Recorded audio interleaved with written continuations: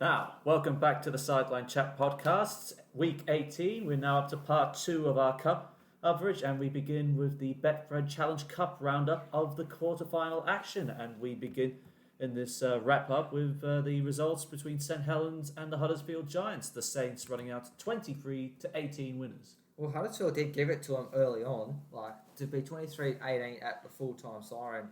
You could say Huddersfield were in the contest early, but St Helens, yet again, too good. The left side of St Helens, I mean, it's a given that we talk about St Helens in this vein of being the top team in the Betfred Super League, and they just flexed it again. Yeah, Regan Grace, just the hat trick he scored. he's on a try-scoring mission at the moment to try and be a top try scorer for the Challenge Cup, and no doubt he probably is. He's one of the top wingers in the league, but he was just scoring tries for fun. That whole left edge was in sync in that victory, despite the early try that Huddersfield scored and the challenge that it did lay, even though the scores, I think, were at one stage about 19 to 12 at one stage.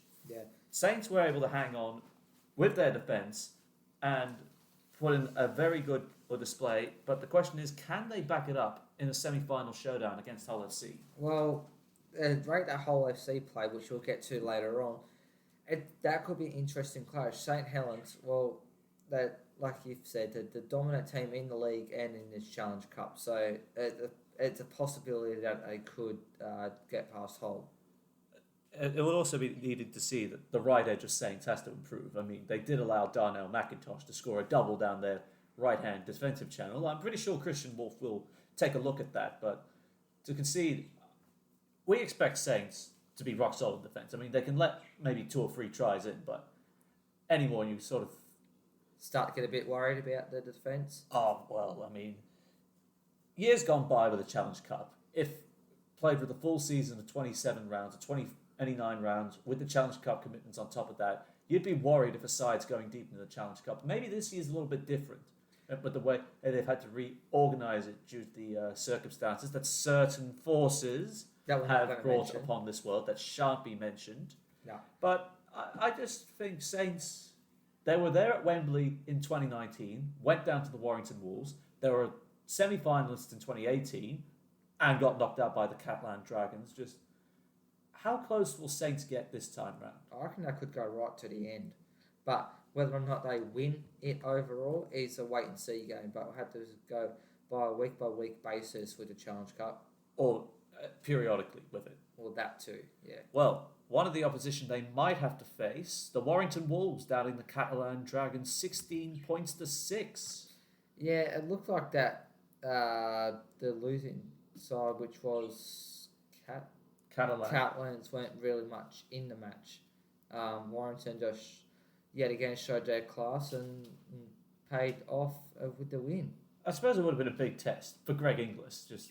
He only played his first game of rugby league in 2 years.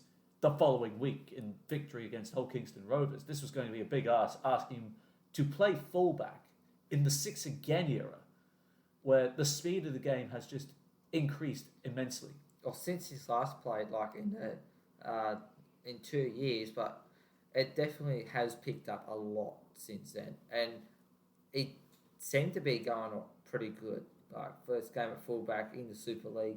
Well, I know it's not Super League, but in the Challenge Cup. In the Challenge Cup, and since he's been playing over in England, so I reckon he did a pretty good match. It'll be getting better. And I mean, they didn't have Stephen Ratchford. I suppose that's the luxury that Warrington have now got themselves, that they were able to just say to Greg Inglis, hey, look, Steph's out for this game. Do you think you can slide in the fullback just for old time's sake, while we rejig a back line? Yeah. And speaking of that rejig of the back line, we know that Toby King had to be shunted over to right centre when he's best known as a left centre, but he's still put in a good performance for Warrington Wolves. Oh, no doubt about that. And even the try that he set up to Darryl Clark. Oh, yes, Darryl Clark's first try. What a try that was. Like, Toby King just broke through that line, and it could have been an intercept, I feel, but Darryl Clark was in the right place at the right time and went over. And that wasn't the last time Darryl Clark went over, was it? No, it wasn't. It's just that combination he's got with the offload from Chris Hill from close range, then to be there to back up to get that ball down over the try line. I think that was very impressive.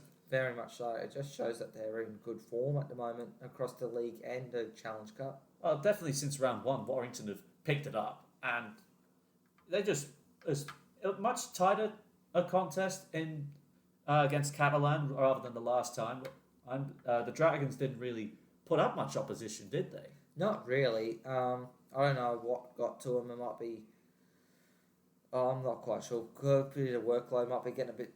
Might have got a bit too much for them, but they would no longer continue. So now they can just focus on the rest of the league season And getting to Old Trafford, because that would probably be the goal of Steve McNamara, to try and get to Old Trafford before James Maloney wants out on the final year of his contract, Yeah. like he's done with his last 3 employers. Yes. Over here in Australia. But the try they did actually manage to score. The only points of the match for them, and it did come late in the second half. That was some good lead-up work, wasn't it? It definitely was. It just shows that they can be a team that can score points, but it wasn't their night. No, it definitely wasn't. But that was the only time the Warrington defence was actually tested. It pretty much was. Like Warrington were in control. Catalans tried to take over, but they couldn't at all. Not one single bit. Where does Steve McNamara now look that his team got bumped out of the quarterfinals? Like I said, they'll probably just be focused on the rest of the league season.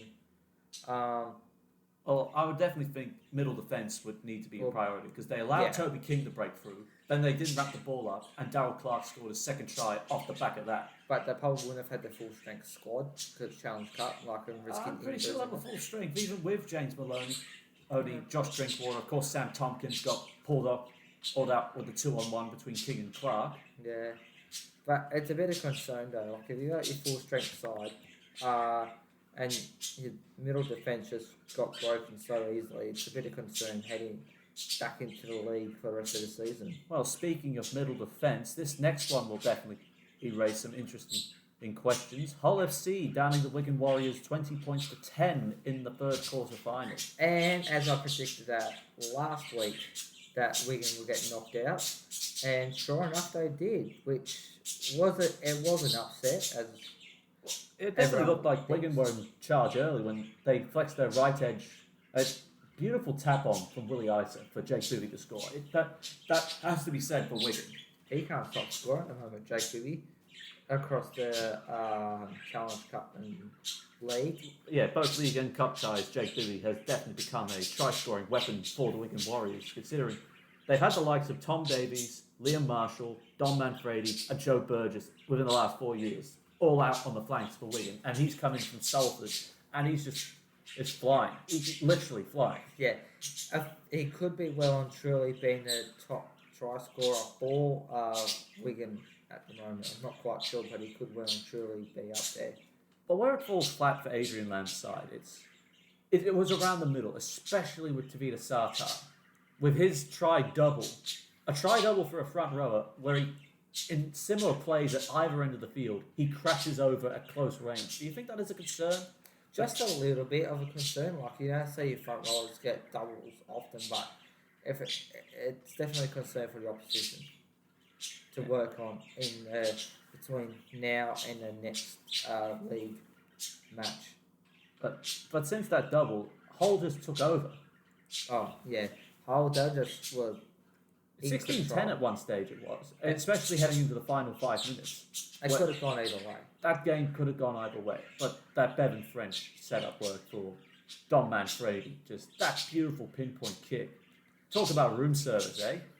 Definitely, that was given straight away, like no hesitation. They didn't even think Grounding might twice have been a about little it. bit hesitant. Oh, just a little bit. But there was no hesitant of putting the kick through to set up the try. I mean, a pass could have worked either way, but I suppose the FC defence would have reacted a bit better to that. Maybe, but don't know, because it didn't happen the other way.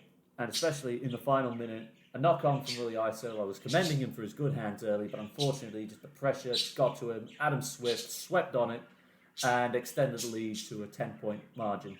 And that's pretty much That was where all. it stayed. That was all she wrote on the full-time siren. Mark Sneed's goal keeping them in front at half-time and wasn't needed by full-time as they forfeited the kick after the siren. Yeah. Well, why would you? When it's like, there's no competition points. It's just like, it's finals time in the Challenge Cup. So there was really no point of getting the extra points. And, well, where points really mattered the most, it was the fourth and the final quarter-final tie between the Castleford Tigers and the Salford Red Devils. Yes, that went into golden, or the equivalent of golden point. Well, it is golden point. Okay. Yeah. They just tag on the extra time bit on top of golden point. Yeah. Salford could have easily won that one, but a field goal, a drop goal, sorry. Well, it's either way, which is the slang is different. Yeah. But a drop goal was the one that got. I can't remember who the team was. Salford. Who was Salford playing? I've gone mind blank. We were just talking about it, and I just mentioned it. How you could blank out like that? I mean, I know I've stumbled a bit here. And we've kept going with this like a proper professional. But come on, I just said Castleford v Salford. Castleford, sorry, I'm having a massive mind blank. The drop goal was all that Castleford needed to win in what, a minute and a half into the golden point extra time, yeah. But it didn't start out that way. To be quite blunt about it.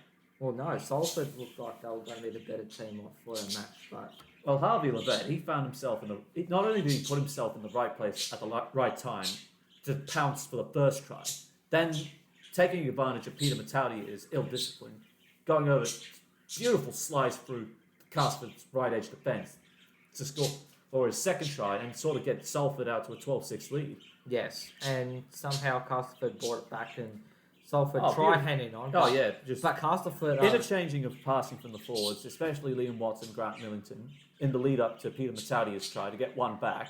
Yeah. And then trading tries, Daniel Smith scored the first try for Castleford to lock it up at 6-all. Mm-hmm. But then a beautiful captain's knock from Lee Mossop got them over the line after Michael Shenton got on good ball down the blind side from Paul McShay and taking advantage of Salford's short side defence on the right-hand side. But it took until the 80th minute for Liam Watts to find the response, and 5 Castleford players tried to tackle him, and he managed to dodge them all. It wasn't enough. They probably needed the whole team there, and even then that might have not been enough. And it almost cost Castle because they missed the drop goal 2 minutes before that sequence where Lee Mossop did end up scoring. So that, like you said, that quarter-final match could have really gone either way. Yes, and unfortunately, I didn't get the right winner. Well, Castleford got the ball. O'Brien was in the right place at the right time. Salford know about the glory of Gareth O'Brien's drop goals or speciality. It was very, very close range, so it was not like he was going to miss it. No, it's not like £1 million game where he boots it from the halfway line to keep Salford in Super League and condemn Hull Kingston Rovers to the Championship for 2017. No, it wasn't that way, but in the end, Salford's out of the finals and Castleford are through. And your semi-final fixtures, we'll talk more and when we get closer to the actual date. Hull FC and St Helens square off against each other, and there's the Castleford Tigers and the Warrington Wolves. So definitely some mouth-watering clashes between some heavy contenders right there, both for Wembley and for Old Trafford. There'll definitely be interesting matches for them. 2 games? 3? Semi-finals. Semi-finals. It's very interesting to see who comes out on top, and we might see more upsets come through. We'll see what happens. Now, enough about cup ties. We're back to league. With round 6 fixtures for the Betfred Super League locked in as of this day. We begin with the Leeds. We begin with the Leeds Rhinos up against Wakefield Tridge, and the last game to be played behind closed doors as crowds, as of all games on Monday UK time, will have crowds back in them at some capacity. Which is very, very good news to hear. It won't be at a big capacity, it'd be like a small reduced capacity, but it's still good sign to see fans back into the stadium cheering their favourite teams on. Yeah, especially, but which I think Leeds and Wakefield will be a little bit upset that they won't be able to play in front of a crowd, but they'll get that at their opportunity soon. Yeah, hopefully. While we don't have squads announced yet, I think it is prudent to say Leeds are struggling big time. They are, but so is Wakefield. Well, Wakefield have remained competitive. They have, Leeds but they haven't had a close. win all season. And Leeds have had at least Yeah, Leeds won in round 1, but they have not won since. And Wakefield haven't had a win all season. So this one could go either way, but I think coming into this one, Leeds will be the better informed team. Not by much, though. If Luke Gale comes back, I think the Rhinos do have an edge, and they could definitely use someone like Luke Gale, considering Robert Louis out long term, and apparently there's talk he might be returning to Australia, probably for retirement. Jack Walker's ruled out for the rest of the year, and there's still no return date for Harry Newman yet, so they don't have their complete backline sorted. And I mean, you've got to give props to all the youngsters like Sam Broadbent and of course other guys in that squad like Luke Briscoe stepping up while all their big gun backs are all out with various reasoning. Yes. Look, Wakefield could be the upset, but I don't think they will. I think Leeds will be that little bit too strong, and probably in a 1-12 margin. I would definitely think Leeds get up 1-12 here as well. I don't know by how much, but a 1-12 margin for sure. Now, all Tuesday morning local time fixtures, if you're living here in Australia. Otherwise, it's all 7:45 starts on a Monday night. Right, first off, Castleford Tigers against Hull Kingston Rovers at the Menderhose Jungle. Well, this one, it could be another one that could go either way. Castleford, they've just managed to win their Challenge Cup, which is, like I've been saying numerous times throughout this, once the Challenge Cup's been on, it's a completely different ball game. But Hull KR have been playing pretty good footy too so far this season. I would have to say Hull KR at stages have been very, very competitive. I mean, they've had bad weeks, such as against St Helens in round 2, off the back of a narrow defeat to Catalan in round 1, where James Maloney's boot seals the victory for the Dragons. And of course, they went down to Castleford after being very competitive in their cup tie in round 3. And of course, challenged the Warrington Wolves only a couple of weeks back. So they're definitely competitive, but they're still not there. And despite the good news of Jordan Abdul signing a contract extension to remain until the end of the 2024 season, they do have the loss of Mikey Lewis, who has signed up with York on a loan deal. So that's a bit of a loss for him. But I suppose Brad Takarangi might jump in the fight IV just to accommodate some of the back rowers and the centres they have, like Minikin or Dean Adley with Kane Linnett, just try and balance out the backline and the second row as well as the halves. And he's a pretty good player too, Brad Takarangi, so he can fill in gaps wherever he's needed to. This one, and the other problem is Castleford will be missing Liam Watts for this clash, so that does even up the forward battle slightly. But I still think the Castleford pack, especially with the direction of the Haas, the Truman-Richardson combination, and especially with Daryl Alford and Niall Edwards, I just think Castleford will get over the top of them 1-12. I don't know. I don't know if I should go for a smoky and say Hull KR, but then again, Castleford have been pretty good too. So, it's going to be a battle. Who's got the better forward pack and the better organisation as well, and that too in the halves and around dummy half. Yeah, I'm going to say as an upset, Hull Kingston Rovers to win in the 1-12 margin. All right, there you go. Oh, now, Lee Centurions up against the Wigan Warriors at the Lee Sports Village. You'd almost have to say this is a Wigan 13-plus landslide. Yeah. Despite, what can we really say about the Lee Centurions that we have not already said? Not much, because they have a pretty poor season so far. Well, they haven't had a win yet. Well, no. Them and Wakefield are the only two sides that don't have a win, and I'm afraid they're going to go 9-6. Well,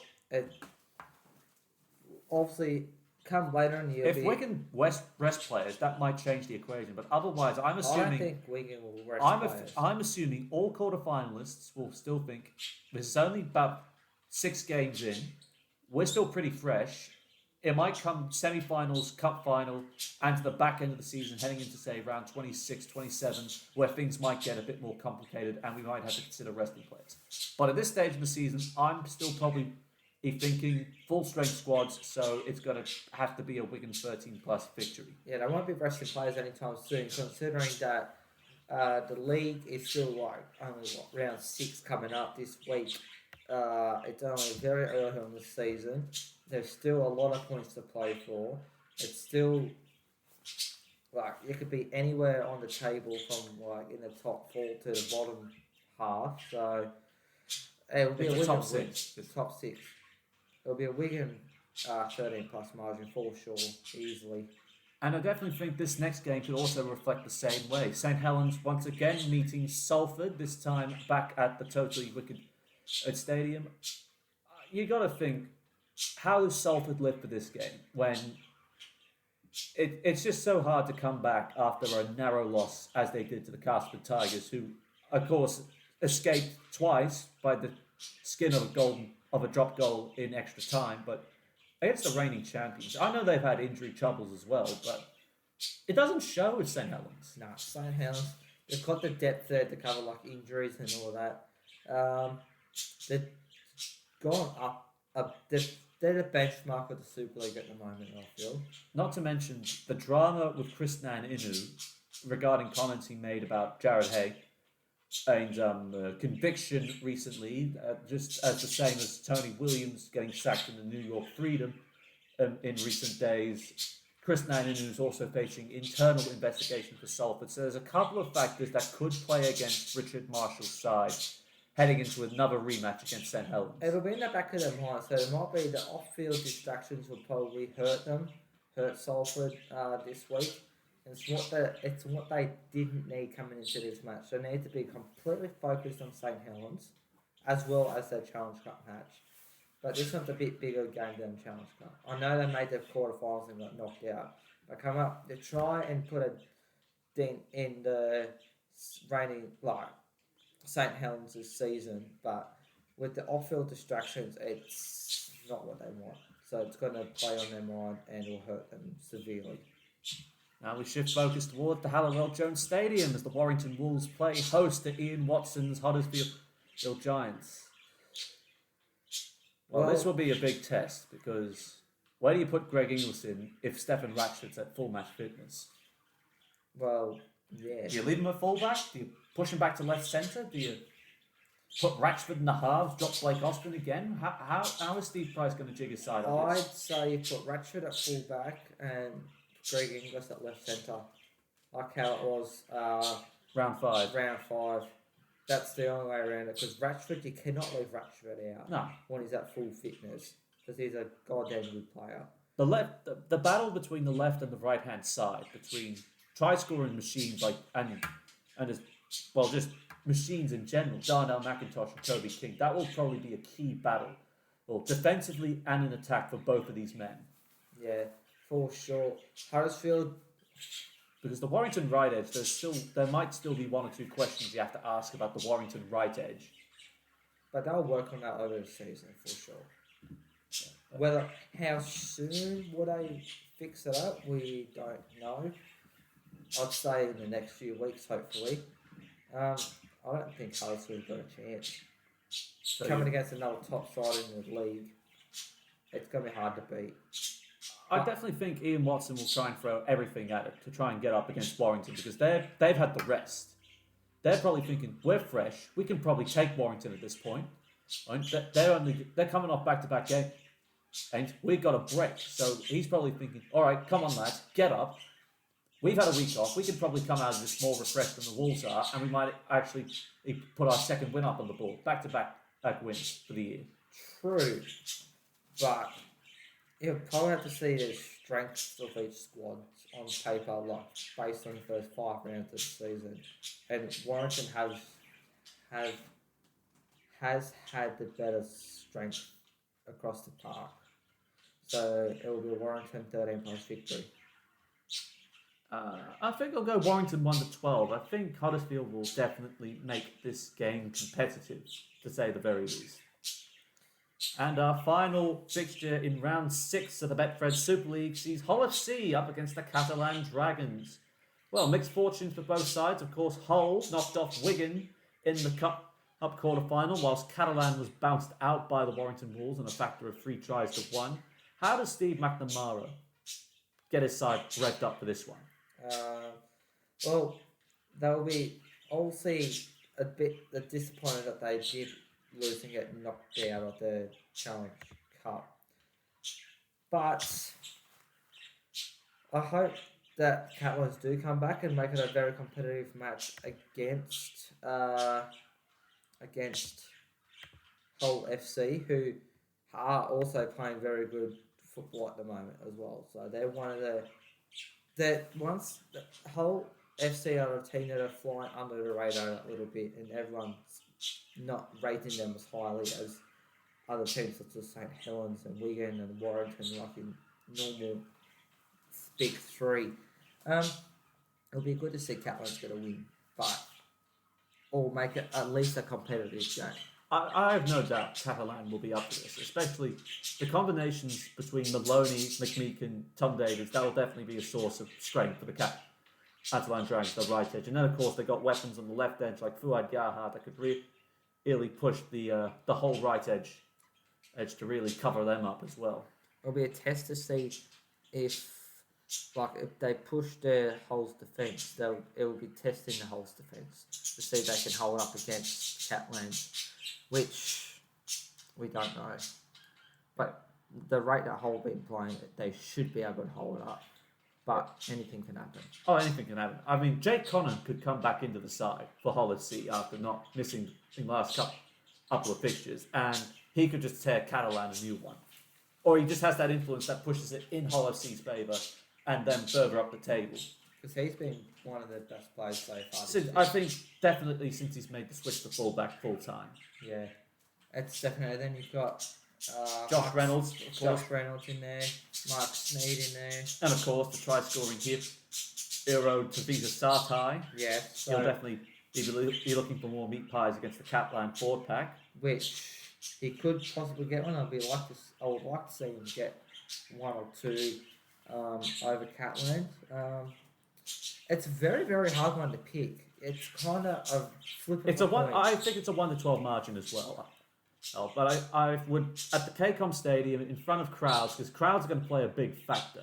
Yes, definitely. And even if you're a strong side and you're playing at home, I definitely think there'll be an intimidation factor if there's not many away fans there. So I'm going to go Hull FC 1-12 here. It's a flip a coin. I literally need to flip a coin to decide the winner. It's gonna be 1-12 margin, no doubt. But to pick a proper winner, I'm not 100% sure. I could say a draw. That's a cop-out. But that ain't going to be I'm going to make that a rule. If you say it's a draw, it's a cop-out. It's not going to be a draw because a team will win, whether it's in golden point extra time or within 80 minutes or on the 80th minute. Look, I'm going to say Hull FC in a 1-12 margin. All right, well, that's that. That's our wrap-up of both the Cup quarterfinals and round 6 of the Betfred Super League. And that's it for this week of the Sideline Chat podcast. It's full time from us. If you like this new 2-part format, make sure you leave both videos a like and subscribe to the Sideline Chat podcast so you never miss a week of rugby league action. Hope you enjoy the Magic Round this weekend in the NRL, and hope you enjoy the footy back in the north of England after so many weeks of being locked out. Alongside Mark Henry, I'm Connor Marcellus, and you have been listening to the Sideline Chat podcast. Bye for now. Bye.